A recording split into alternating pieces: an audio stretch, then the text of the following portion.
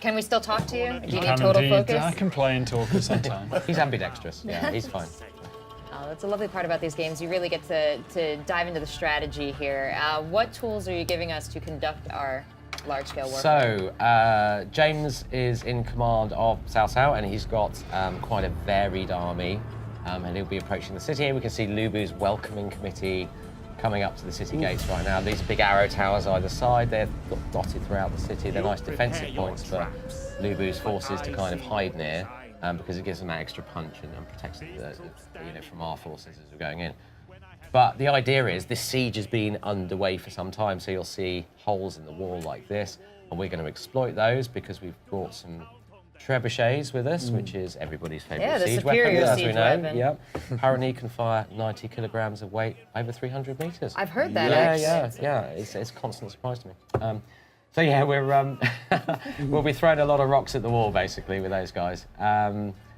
And yeah, we've got quite a varied force. We've got a load of heavy spearmen, we've got some archers, we've got some cavalry, and we'll have a wave of reinforcements coming in, about a third of the way in, hopefully, led by the Zhao brothers, who are some more of these kind of legendary characters from the Three Kingdoms period. They were cousins of Cao Cao, and yeah, they'll be coming in with a ton of cavalry to help us smash through the defences. Seeing a couple generals here. Is that who's in the front line? Yeah, that's right. More than one general? There's Cao Cao himself. So he's like the overall army commander. But yeah, the one thing we're doing in support of, this massive cast of kind of legendary heroes and characters.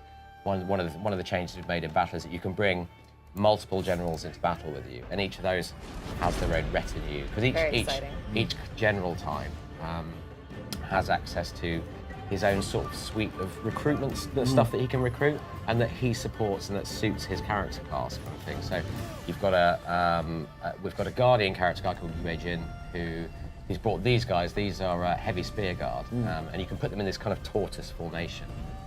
So they're kind of slow, plodding, methodically moving towards the walls, but they're well protected. They will get rains of arrows on them and very few of them go down because they just, they lock their shields and tie like a tortoise.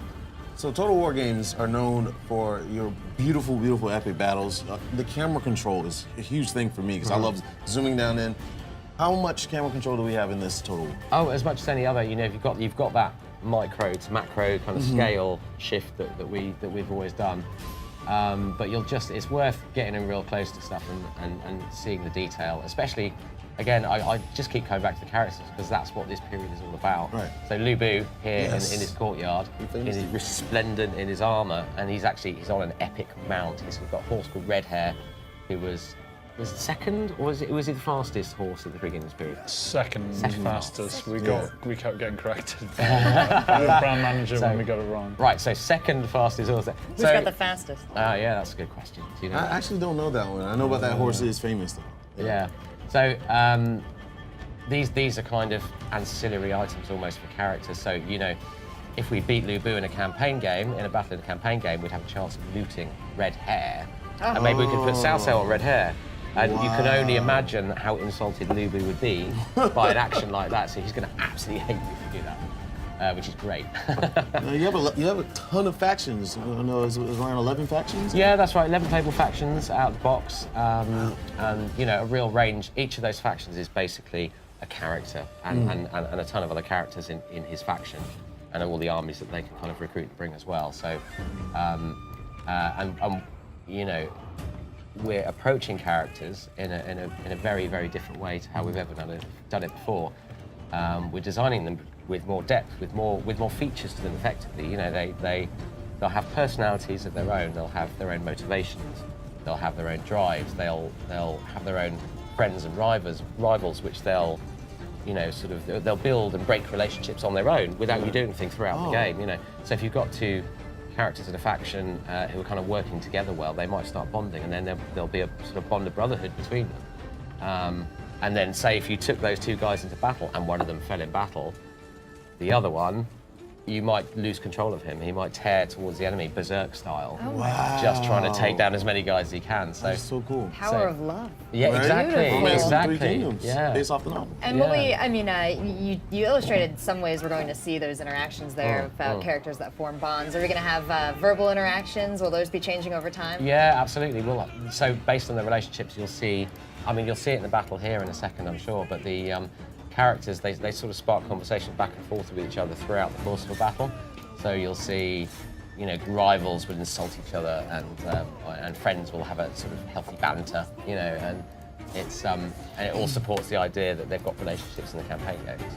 Well, you talked about the importance of being faithful to these characters that people have loved and adding depth to them. And as I understand it, there's actually 2 different game modes, 2 different ways to play, 2 different ways to remain faithful to the same characters. Can you tell us a little bit about the romance versus the classic? Yeah, so our kind of default out of the box mode is romance mode, because you know a lot of what we're depicting was written about in the Romance of the Three Kingdoms in the 14th century, which is very much a romanticised history of events. Yeah, nice big charge. It's just cool looking. Did you see the bodies? Oh, yeah, flying about the place. Yeah. So in that mode, you know, your famous warriors like Lu Bu will be superhuman on the battlefield. They'll carve through. They'll be like a combine harvester going through a regular the dramatic, infantry. powerful superhero that you want to feel. And really kind of projecting that bravado and that power. So, but if you switch to classic mode before you start a campaign, it'll be a much more kind of slightly more academic style of game, more like a traditional historical total war game, where those characters will be like regular generals. They'll be regular Xiaohu brothers arrived. Does the classical mode for the campaign relate entirely to the battle interactions, or is that also going to be part of like what you have to do to maintain your army? You're actually going to have different. Is it a different interface between the 2 modes? No, not really. But there are ways in which it differs in the campaign side of the game as well. So we have. In the third century, the records of the Three Kingdoms was written, and this is a very kind of elbow patches, spectacles on the nose. This army fought this army at this place, and this many people were killed, and this much grain was taken from the city. You know, it's very much, you know, the little data Sun of the Tzu time. sort of. Yeah, exactly.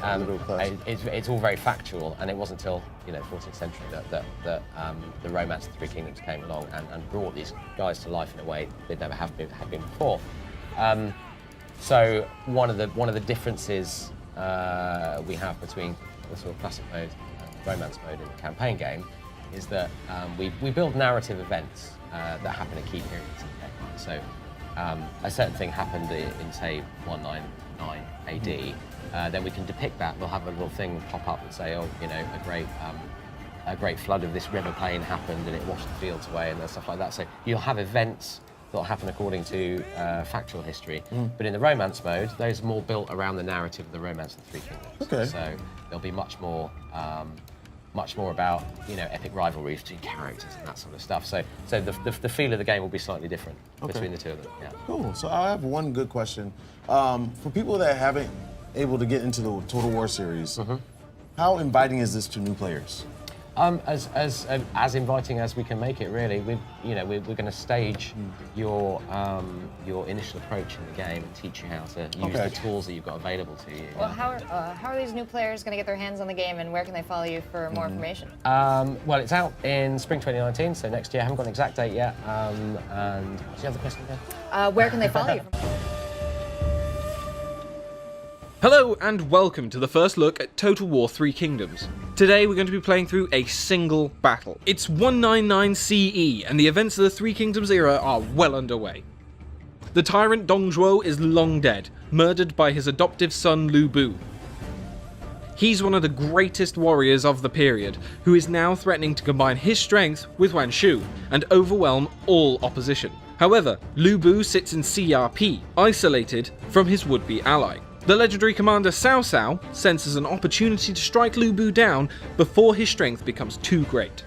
After months of long siege warfare and with the defenders starved of resources, Cao Cao now senses the time is right. Here, behind the walls of CRP, Lu Bu stands in the center, preparing to fight against the approaching march of Cao Cao. Here we are on the battlefield. The final assault is about to begin. We have Cao Cao, the legendary commander, leading his men into battle. We're going for a two-pronged approach. Cao Cao shall lead his forces through the breach, while Yi Jin will march his forces to the gatehouse and smash through and take the main concourse. But before we move forwards, we need to lay the groundwork for our assault. we're going to raze their walls to the ground. With that underway, we're going to move our heavy spear guard up towards the front gate for the attack on the wall. Let's take a look at these heavy spear guard. They're currently in the turtle formation, using their tall shields together, with the flag bearers in the center to protect from missile fire, which will greatly aid us in this assault. Lu Bu is holding his position in the center of CRP, waiting for someone worthy enough to fight. In Three Kingdoms, there are unique items which can be given to your generals. Here we see Lu Bu's horse and weapon are unique to him, but should he be slain, you could loot his items and keep them for yourself. Here we have one of our generals under Cao Cao. Different generals can recruit different kinds of units. These two are leading their forces together. Yi Jin is a guardian type hero, our combat master who excels in the heart of battle, tanking and soaking up damage. While our strategist is not great in a fight, he is incredibly useful for debuffing enemy units and allows us access to unique formation types. The gap on the left is now wide enough for us to make our great assault on the settlement. Cao Cao and his retinue are going to move up. Cao Cao himself is a commander, and they excel at buffing up nearby allied troops rather than wading into combat themselves. So we won't be seeing him being the first through the breach. He's too valuable for that. We will instead be pushing up the Yellow Dragons. They are being supported by the Azure Dragons, a hybrid heavy spear and missile infantry unit. They will first hold back and fire over the walls with their bows, and once they've spent all their ammunition, they will join in on the front line. Let's move our heavy spears forward to climb the walls. Now is the time to press the attack. Getting the Azure Dragons firing, and now charging forwards with the Yellow Dragons. Is there a heart beating in that spineless body? Is there a brain inside that cavernous head? These heavy-hitting axe units are a formidable foe for anyone they go up against. They will make very short work of these spears.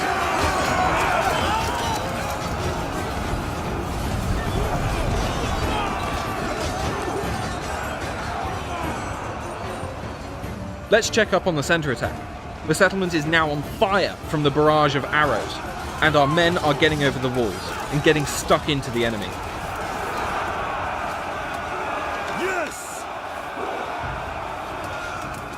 Back them!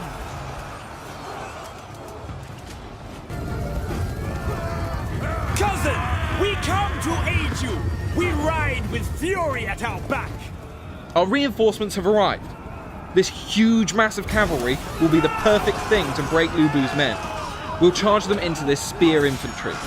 They're going to knock these guys flying and destroy their morale. Our reinforcements are led by Zhehao Dun. He was shot in the eye by an arrow in battle against Lu Bu. He pulled it out, his eye still attached to the arrow, and proceeded to eat it. And we're going to get him out of the fight and head over to Lu Bu, who we're going to challenge to a duel. Duels are a new feature for Three Kingdoms, where the two heroes will duke it out in single combat until one either dies or retreats. Duels can help you single out an enemy combatant and take them out and turn the tide of battle.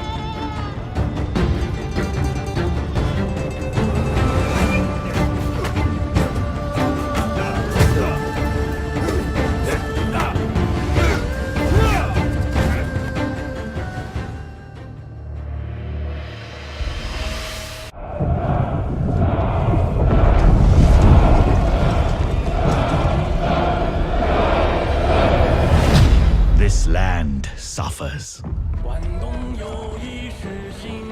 Torn apart by Dong Zhuo's cruel tyranny.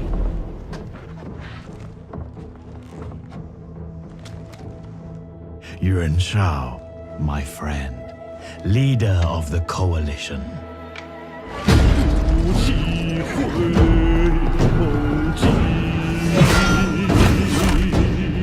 Together, we will put this chaos to an end!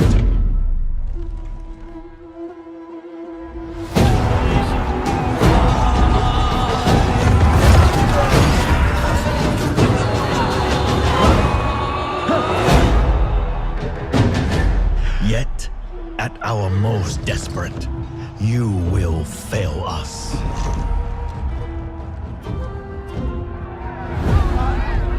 And reveal yourself unfit to lead.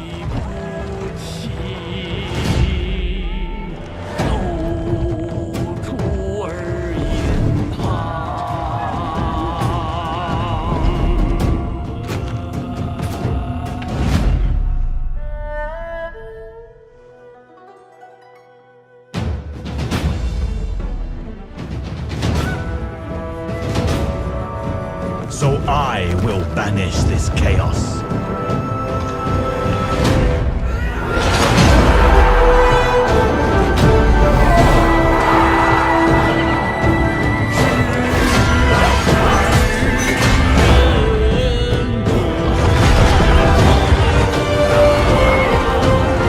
This kingdom will be brought to order.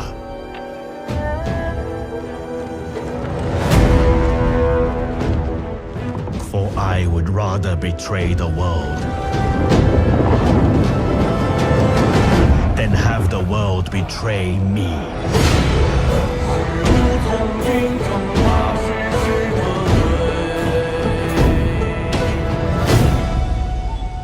Ah, a new opponent. Let us begin. Thank you guys so much for watching. I hope you enjoyed this video. Make sure to hit that like button. Leave a comment down below. Please subscribe.